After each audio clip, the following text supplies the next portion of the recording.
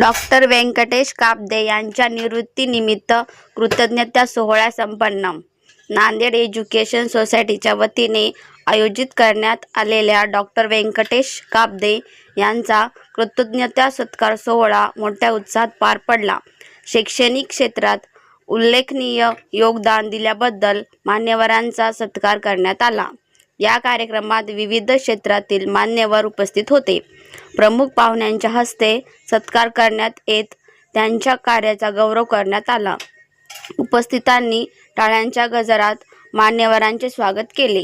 कार्यक्रमादरम्यान शिक्षण क्षेत्रातील प्रगती, नव्या संधी आणि विद्यार्थ्यांच्या भवितव्याबद्दल विचारमंथन करण्यात आले. आयोजकांनी या उपक्रमामागील उद्दिष्ट स्पष्ट करत भविष्यातही अशा कार्यक्रमांचे आयोजन करण्यात संकल्प व्यक्त केला. या सोहळ्यामुळे शैक्षणिक क्षेत्राला प्रेरणा मिळेल असा विश्वास उपस्थितांनी व्यक्त केला. यावेळी प्रमुख उपस्थिती डॉक्टर प्रवीण पाटील, ॲडव्होकेट प्रफुल्ल अग्रवाल, प्राध्यापक सौ Shyamal Patki, advocate Pradeep Nagpurkar, doctor Laxman Shinde, doctor Shivshankar Bhanegaonkar, Prashant Chaudhari व सर्व कार्यकारिणी सदस्य, नांदेड एज्युकेशन सोसायटीचे सर्व शिक्षक मोठ्या संख्येने उपस्थित होते. पूज्य स्वामी रामानंद तीर्थ गोविंदभाई श्राफ यांनी ध्येयवादाने चालवलेल्या संस्थेमध्ये गेल्या 24 वर्ष काम करण्याची, अध्यक्ष म्हणून काम करण्याची मला संधी मिळाली हे माझं भाग्य समजतो. या संस्थेतला प्रत्येक माणूस हा जो आहे समाज प्रेमाबद्दल, देशप्रेमानं भारावलेला आहे. कारण यांच्यामध्ये हे स्वामी रामानंद तीर्थ गोविंदभाई श्राफ यांनी हे सगळं पेरलेलं आहे. माझी अशी खात्री आहे की आमच्या संस्थेतला प्रत्येक विद्यार्थी, काम करणारा प्रत्येक कार्यकर्ता, कर्मचारी सर्वजण या विचारांना भागलेले आहेत की आपला हा समाज, आपला देश हा पुढे गेला पाहिजे. आणि या दृष्टीनं या सगळ्या भावना ज्या आहे आजच्या कार्यक्रमामध्ये त्या जास्त प्रज्वलित झालेल्या आहेत. आजच्या महाराष्ट्र दिनी सर्वजणांनी मला असं वाटतं की मनोमन आपली अशी शपथ घेतलेली आहे की आम्ही समाजासाठी, आपल्या देशासाठी निश्चितपणानं काहीतरी केल्याशिवाय राहणार. या सगळ्या गोष्टी एकमेकाशी मिसळलेल्या आहेत. आपली सेवा करत असताना आपण ती मनोभावे जर केली तर ती आपल्या समाजाला आणि देशाला पावल्याशिवाय राहत नाही. तर त्यामुळं ही भावना, वैद्यकीय सेवा करत असताना सुद्धा आपला समाज, आपला हे सगळे आपले बंधू आहेत, बंधू भगिनी आहेत, त्यांची आपण सेवा करायला पाहिजे. किंवा इतर कुठल्याही कामामध्ये काम करत असताना सुद्धा ही भावना जर आपल्या मनामध्ये राहिली तर आपल्या मनातली एक प्रेमाची भावना समाजाबद्दल, देशाबद्दलची ही कायम राहते. आणि मला असं वाटतं की आपल्यासारख्या संस्थेमध्ये, नांदेड एज्युकेशन सोसायटी सारख्या संस्थेमध्ये, इथं स्वामीजी गोविंदभाई श्राफ अशा महान व्यक्तींनी काम केलेलं आहे. या ठिकाणचा प्रत्येक विद्यार्थी, कार्यकर्ता हा त्या विचारांना भारावलेला आहे. आपल्या आयुष्यामध्ये तो काहीतरी ही भावना पुढे जाऊन समाजासाठी काहीतरी केल्याशिवाय राहणार नाही अशी माझी खात्री आहे. खूप सुखकारक झालेल्या आहेत, आनंददायी झालेल्या आहेत.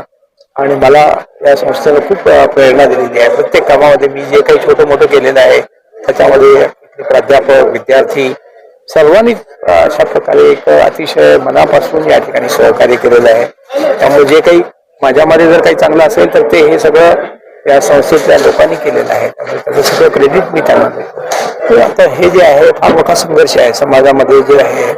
इथं जे आमच्यासारख्या संस्थेत काम करणारे कर्मचारी असोत किंवा प्राध्यापक असोत किंवा खूप विद्यार्थी असोत, तयार होणारे विद्यार्थी असोत, ही भावना घेऊन की आपल्याला जे काही चांगलं मिळालेलं आहे ते समाजासाठी दिलं पाहिजे, ही भावना सर्वांनी जर वाढवली तर निश्चितच समाजाचं कल्याण.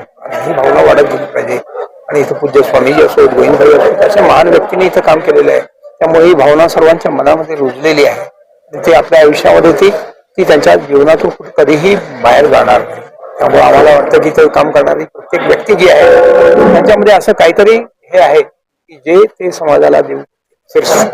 त्याला काही सांगण्याची गरज नाही. असं राजेश्वरराव पाटील हे एक महान सामाजिक कार्यकर्ते होते. त्यांच्याकडून मी स्वतः एक विद्यार्थी म्हणून मी त्यांचा खूप शिकलेलो आहे. आणि प्रवीण पाटलामध्ये सगळे गुण रुजलेले आहेत. आणि मला असं वाटतं की ते एक चांगल्या पद्धतीनं काम करणारे, प्रवीण नावच आहे त्यांचं, तर त्या पद्धतीनं ते सगळे ह्या गोष्टी आपल्या सर्व ह्याच्यामध्ये त्यांच्या सहकार्यामध्ये वाढवतील. आणि प्रवीणपणानं ते सगळं आपलं काम हे जे आहे संस्थेमध्ये वाढवतील. ही संस्था काय आपल्या स्वतःसाठी काम करणारी नाही, तर ही संस्था इतरांसाठी काम करणारी संस्था आहे. पूज्य स्वामीजींनी, गोविंदभाईंनी वाढवलेली संस्था आहे.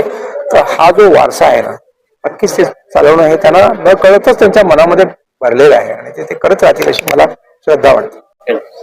डॉक्टर काब्दे साहेबांनी मागचे 24 वर्ष गोविंदभाई श्राफच्या निधनानंतर ही धुरा वाहिलेली आहे.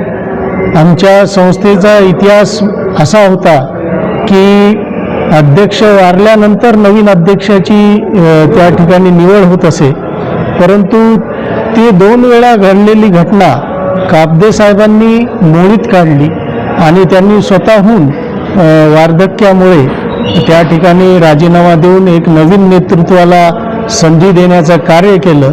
ते अचानक नाही घडलेलं. मागच्या 4-5 वर्षापासून सतत ते मला त्या दृष्टीने तयार करत होते, माझी मानसिकताही तयार करत होते आणि त्यांच्या पुरोगामी विचारांच्या ही जी संस्था आहे मुळातच पुरोगामी विचारांशी बांधील आहे आणि त्या विचारांशी बांधील असणारी अशी आमची सगळी पदाधिकारी मंडळी.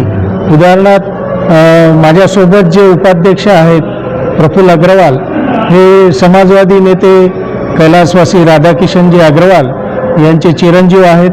माझ्यासोबत सहसचिव असणारे कॉम्रेड प्रदीप नागापूरकर हे कॉम्रेड अनंतराव नागापूरकर यांचे चिरंजीव आहेत.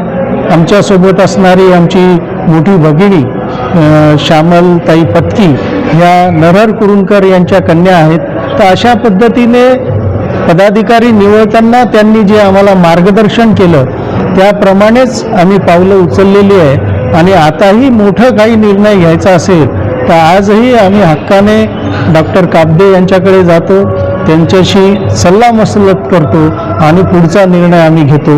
आम्ही त्यांना या निमित्ताने शुभेच्छा देतो. नवीन पायंडा त्यांनी घातलेला आहे. तो पायंडा येणाऱ्या प्रत्येक अध्यक्षाला यापुढे पाळावा लागेल की मृत्यूपर्यंत टिकून न राहता योग्य वेळी आपण निवृत्त व्हावं आणि नवीन नेतृत्वाच्या हातामध्ये ही संस्था द्यावी. हे जे त्यांनी त्यांच्या कृतीतून सिद्ध केलेलं आहे त्याचं पालन करण्याचा मी पण प्रयत्न करेल. जेव्हाही अशी वेळ येईल त्यावेळेला मी पण स्वतःहून निवृत्त होईल हे या निमित्ताने मला सांगावंसं वाटतं.